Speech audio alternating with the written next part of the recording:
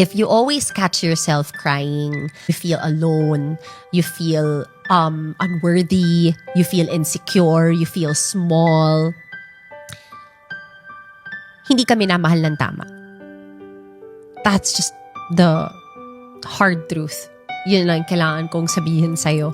Ibig sabihin, hindi ka minamahal ng tama. Kasi kapag minamahal ka ng tao ng tama, or nasa tama kang pagmamahal, hindi mo mararamdaman lahat ng mga bagay na yon because hindi siya papayag na mararamdaman mo lahat yon.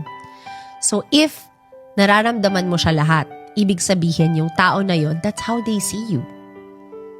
That's how they see you. That's the hard part. That's the sad truth. Kaya mo nararamdaman lahat yan kasi yun yung love na binibigay nila sa'yo. That's how they make you feel. And for me, it's so sad to waste so much time in relationships that make you feel all of those things. If you could be loved right by someone else that makes you feel confident, feel mo princess treatment ka, feel mo